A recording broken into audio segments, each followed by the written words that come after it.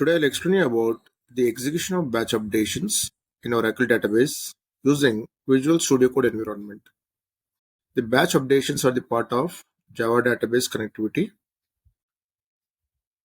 Now, why do we require batch updations and what is the purpose of it? Before the batch updations, we were using a method called execute update where we were writing a query as a parameter. But here, the execute update queries, whatever you are writing, will be given to the JDBC driver individually, one by one. If suppose you write 1,000 records and every record in the execute update method, one by one will be given to the JDBC driver for translation. So whenever you have very huge set of data, the JDBC driver has been overburdened and sometimes the server get crashed, as well as the JDBC driver is also been crashed. So I don't want to give that particular queries individually. Why can't I form as one batch, set of queries as one batch, and that particular batch need to be sent to the driver for translation in a single operation, so that all particular queries will be getting translated at once. So the burden will be reduced on the driver as well as the server system. So that is the basic intention why we need to form the queries as a batch and send. Instead of sending individual queries, we need to form the queries as a batch and we need to execute that particular batch. So when you do write the coding, you need to go for a statement creation. Statement st equal to con.create statement method. By using connection object, we are calling a create statement method. And after that, we need to go for a method called add batch, st.add batch, and you write the SQL query. Example, you can see here st.add batch, insert into the table name called student db1. This is my table in the database.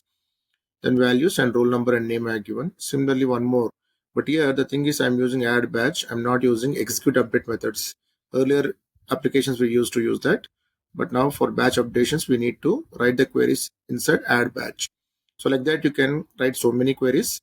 But finally, you need to call st.execute batch. So what all queries are under add batch method will be forming as one batch and then get executed as in a single transaction. All the queries will be passed to the JDBC driver for translation, and it is going to convert into the database format, so that within a single operation, so many queries get executed. So that has been reducing the burden of the driver as well as the server and the database. I will show you the execution of batch updations in Visual Studio Code environment. In order to go for Visual Studio Code environment, you need to open the Visual Studio Code. So you can just type and you need to have a prior software of this. Just click that. The environment get opened. This is the environment for Visual Studio Code. So you need to have one folder where you can save the files. So you can select any drive. I have one folder here, Java VS1, and I have so many subfolders inside that. So I'm going for Java VS24 here, the subfolder. Just select that and right click. Go for a new file. Here you can see new file. Just click that. It is going to ask the name. So I'm giving batch updation demo.java. Now this is my file name. Now what I will do is I will write an application now. So first step is to import the JDBC API, that is java.sql .star. Then class, the class name and file name, you better keep it same so that it will be easy for compilation and running. So I'm keeping the same. Then you write public static void main, the string arguments. Then you go for try block because we need to handle class not found exception and SQL exception in this one. So the first step you need to write for database connectivity is loading of drivers. So class dot for name. In this you need to write Oracle dot JDBC dot driver dot Oracle driver. Now here we are trying to load the driver. So that is a Oracle driver and which is a predefined class. Now that is been available in a package called driver. That is been, this driver is available in a package, that is subpackage called JDBC. JDBC is subpackage for Oracle. So Oracle driver class available in driver package. Driver is subpackage for JDBC. JDBC subpackage for Oracle. Now that is the hierarchy. If suppose this particular Oracle driver is not available in your system, then you get class not found exception, because we are trying to find the class and load it to your application. So what you need to do for this one is you need to set the class path by downloading a file called ojdbc6.jar. That's a free download. You can just type in Google and get that particular file and download, and you save in one folder. After saving that, you need to extract, because that is jar file, you need to extract the files from that. Only one jar file is existing inside that. Just right click and extract all, and you need to save in one folder. Once you have extracted the file, then you need to go for my computer, right click properties, then go for environment variables. You have a class path which is already existing, then go for edit. If it is not there, you can create a new one. So in order to create this complete class path setting, I have clearly made one video on that, where you can just refer to that, how to set the class path for Oracle driver. Please check out one of the video I have made. You can just go through that and set the class path, then only it will work. Now this has been given as a parameter for name. Now it is a static method and is available in a class called class. So here a capital C, and here also you can see there is a small c. So don't get confused. The small c is a keyword for declaring a class. This capital C is a predefined class available in java.language package. Since the for name is not available in the current program, the static method is available in a class called class. You need to use the class name, and you know the static methods cannot be called with the help of its object. So I'm prefixing its own class name and I'm calling. Then second step is connection establishment. Connection con equal to driver manager dot get connection of JDBC colon Oracle colon thin. JDBC colon Oracle is a sub protocol. Thin is a type 4 driver, or we can call thin driver colon at the rate of localhost. Why I'm writing localhost here is the Oracle database and my current Java application what I'm writing, both are in the same system. And here my system is considered as a localhost for me. So in that perception I'm writing, it's the current system is holding the Oracle database, so I'm writing localhost. And what is the port number for Oracle is 1521 here, and XC for Oracle engine. Then I need to go for system, which is a username for the database, and password. I need to give my database password actually. Okay, at the time of installation what I given, that I need to give, and system is also been the username.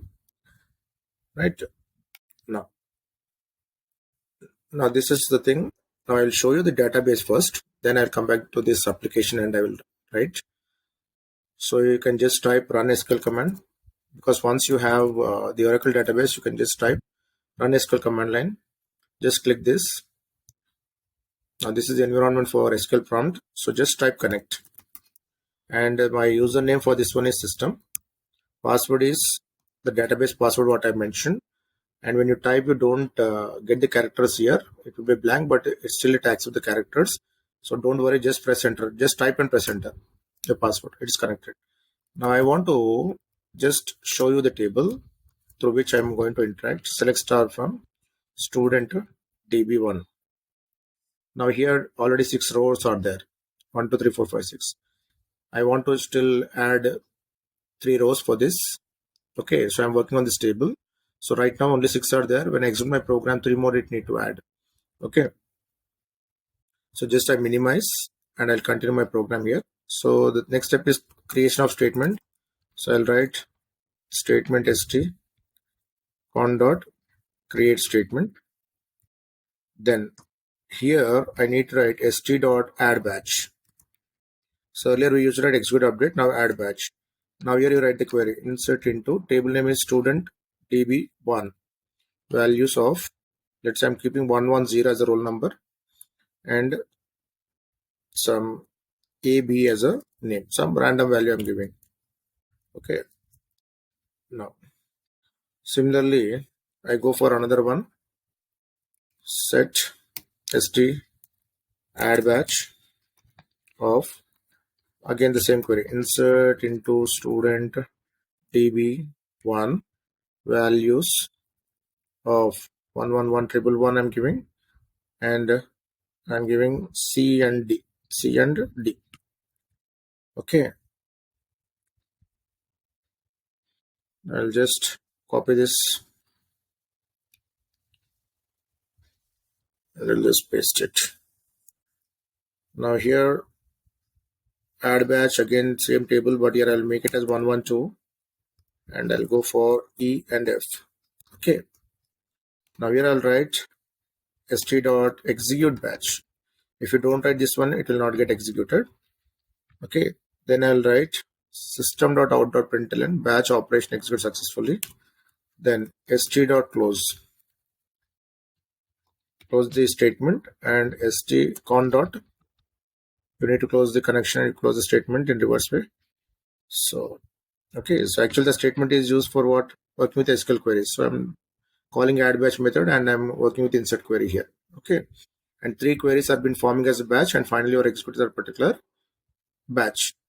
Now you close the try block here, go for catch block, go for exception, then you go for e dot print stack trace,